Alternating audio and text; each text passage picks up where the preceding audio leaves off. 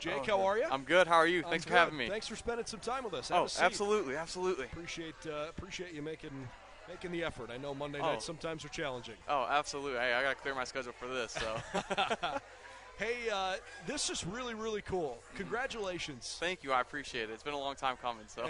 And a chance to not just be in a leadership role like you are as a coach, but to be in the kind of role where you're sort of launching something. Yeah. It's more than just coaching a team. You're kind of launching a program. Yeah. Right? I mean, yeah, it's more than just, like you said, coaching. Like over the past 2 years, I've had huge involvement with bringing this to the campus because I thought this is something that BW needed, as there's this whole untapped group of students that have a passion and drive for competing and doing different creativity stuff within the esports realm. But it starts with building the teams and the rosters and getting the chemistry right between the players, reaching out to different directors and setting up different scrimmages. All the backworks that you would see in sports is basically just what's doing around here in esports now. So I think there's probably a lot of folks that have no idea that esports are part of the college sphere. So from a 10,000-foot perspective, give people an idea of how this works, what a schedule looks like, what a competition looks like, what student-athletes' schedules look like. For folks that are totally just ignorant to how this whole thing works, how do you sort of explain it to them? Yeah, absolutely. So, I mean, if we go to the scheduling part of it, it's similar to what a typical sports schedule would be. So I'll just take our Rocket League team, for example. They play on Monday nights at 8:30. And with the esports, though, it's not always set to be 8:30. It's very, very flexible. So there might be nights that are playing at 8:30 or 9:30, or sometimes we have deadlines where we have to play by a Wednesday time. So we have a gap in between those periods that can really work around the students' schedules. As for a gaming perspective, how the games are played, each title is different and each amount of players is different. So when we're talking about Rocket League, there's 3 players and you can have up to 2 subs. So that in case if something's not going right, the game plan isn't going the way we want to, we can sub those players in halfway through the matches. And how these matches works are, in the regular season we do best of 5 games, best of 5 matches. And if we win those 3 out of the 5 matches, then we get the win for the season or the win for that day. I mean, the season length typically varies depending on how many schools are actually involved with it. And then we go into playoff where we are right now. Actually, the Rocket League team's in the quarterfinals, and they're doing a best of 7, where we play 7 matches, and if we win 5, then we advance on. And it's very different from each different. We call it titles instead of games. So if we were to play Madden, I know Madden's a pretty big sport that everyone knows about. They can do round robin tournaments where you play a schedule of each different opponent from different schools, and the outcome of your record at the end of the season determines whether you move on to a certain region. So it really just depends on what title or game that you're playing in and the structure that league has set up. I'm going to hit nuts and bolts things with you. Absolutely. So physically, where do you compete? Physically right now, it's all remote.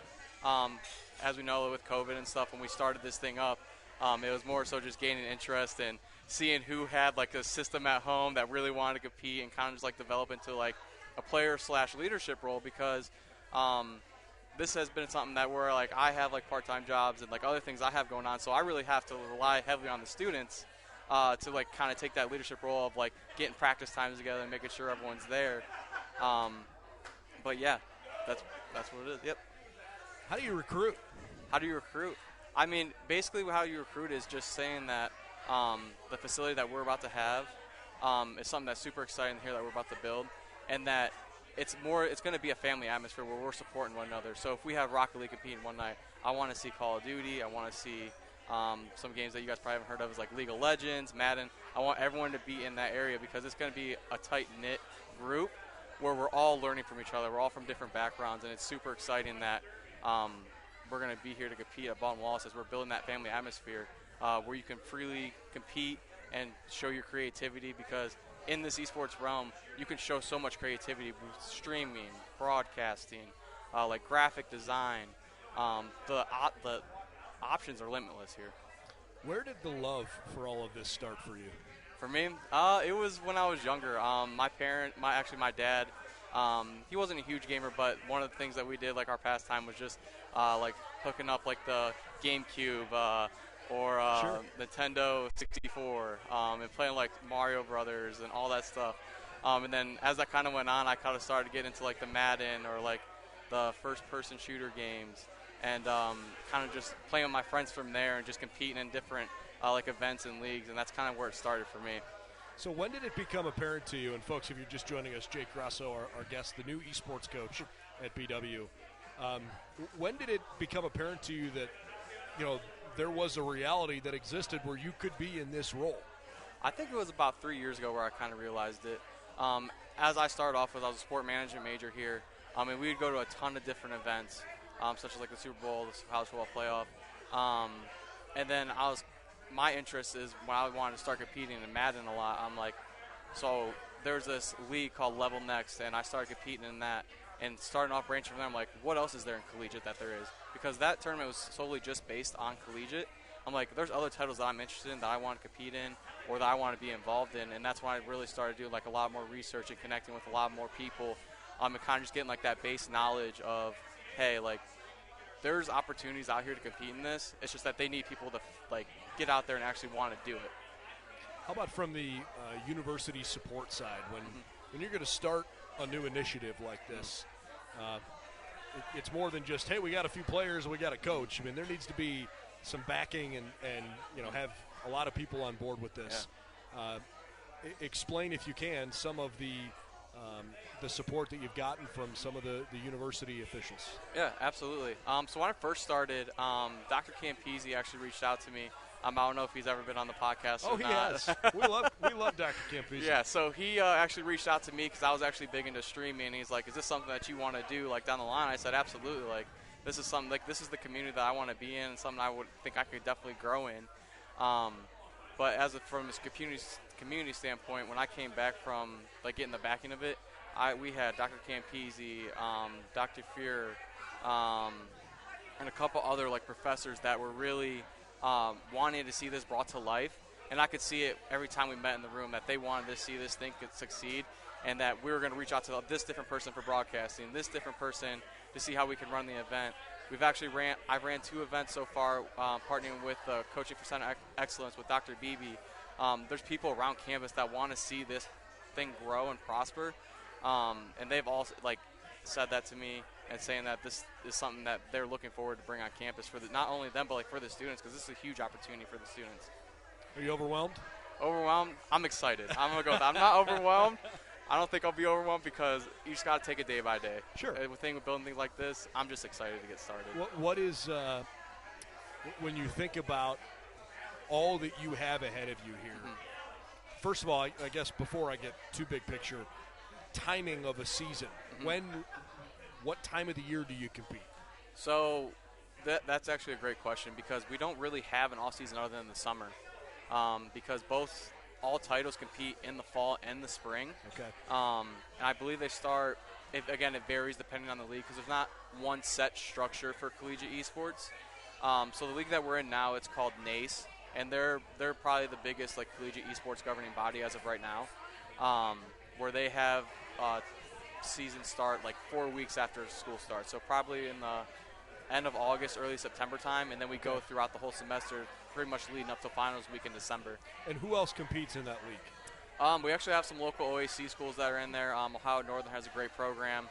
Muskingum, Mountain Union started theirs up a couple years ago, and they have a great director over there. The other big school in Ohio, we have Akron. I've actually seen Akron's facility. It's pretty cool. Their facility is tier 1. I've been there before, and it is awesome. Yeah, that was my first, first opportunity to see what all of this was about. And I'm like, esports, what's going on? So Akron's facility, I'm like, this is a real thing. Yes. Clearly, like some resources put behind building something really cool. I think they're coming out with a new, I think it might be a club facility for the people that may not want to be super competitive, but kind of running on their own. I think that's starting for construction in the fall or sometime next year. So let's kind of wrap with your goals here. And I'm sure you're trying to take sizable bites at the apple at the moment.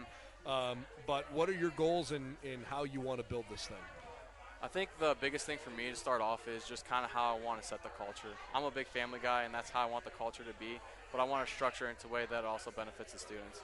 Because the main thing coming into this, I want to make sure that I give the students the most opportunities to capitalize or maximize their experience here with Baltimore Laws, whether it's gaming, whether it's going into a broadcasting role or a streaming role, and kind of just mapping out how I can make their paths in this industry a little bit easier instead of them having trying to figure out themselves.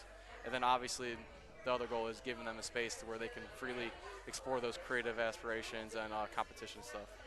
So excited to see how this thing grows for you, because I truly think it's pretty cool. I think back to conversations when I was a kid, and I'm sure you've got friends that thought this or said this, where mom was like, hey, go outside and play baseball, football, soccer, or whatever, and put the video games away. And now the kids that didn't put the video games away are flying drones for the Air Force on the other side of the world, right? There's a real thing going on here, and I'm excited that BW's put forth the effort into growing this program, and I'm pumped for you, man. This is really, really cool. Thank you. Congratulations, and best of luck. We'll check in with you along the way. Oh, absolutely. Thank you for having me again. I appreciate it. You bet. Jake Grasso, our new esports coach here at Baldwin-Wallace. All right, so we've had 3 great conversations